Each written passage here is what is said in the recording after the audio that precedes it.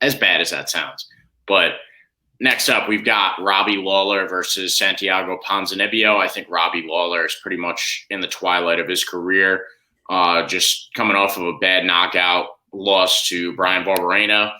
And I think that Santiago Ponzinibbio is going to bring a similar game plan to the table.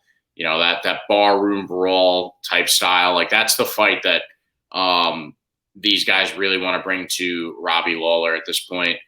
I don't think he can win those types of fights nowadays because he's older and he's taking a bit of damage.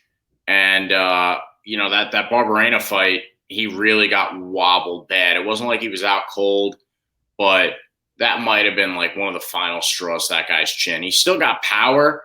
You know, like we always say, the power is the last thing to go.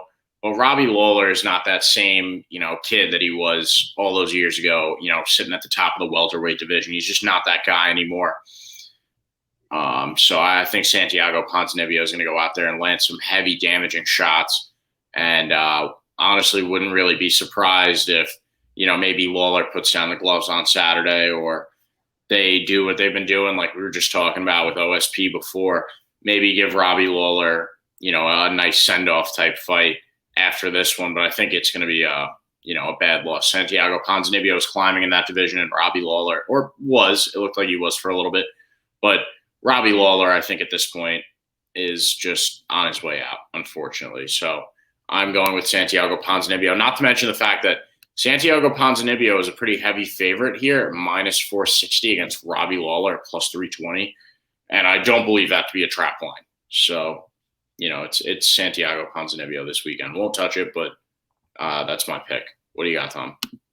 Yeah, I actually don't even mind touching it too, because I'm that confident in Santiago Ponzinibbio. It's sad to say that Robbie Lawler has just lost it at this point, but you know, I don't think he has the speed that he needs in order to land. And I think he may still have some power, but I think even his power is not what it once was and what it needs to be in order to put people away at this point. I would say pretty strongly that he doesn't have the power of Michel Pereira, and Michel Pereira was, you know, able to, you know, have a back and forth war with Santiago Ponzinibbio.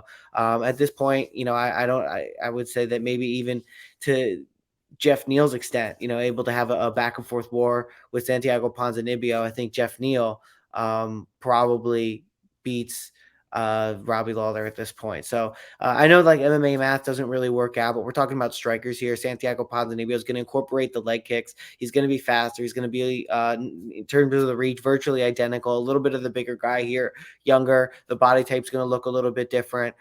He's probably going to have a little bit of a better gas tank too.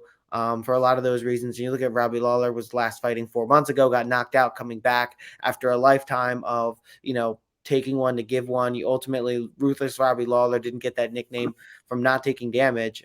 You know, he'll take punches and then give them back, and that's just his brawling style. And when the chin starts to go, you don't want to start having fights really rapidly. So the 4-month layoff for Ruthless Robbie Lawler, coming off of a knockout, is the most worrisome thing here. So I would take Santiago Ponzinibbio by finish and feel pretty comfortable with that one.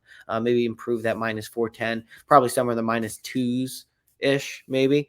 So make that a little bit better for you. But yeah, unfortunately, not a trap line at minus 410. Super lock. Yeah, definitely not a trap line at minus 210. That's pretty solid. If you can get it like that, you know, I mean, I think that might be one that you have to snag early. I think once all the money starts coming in on that, it might sway it a little bit, but that's why we do this show on Sundays. All right, co-main event.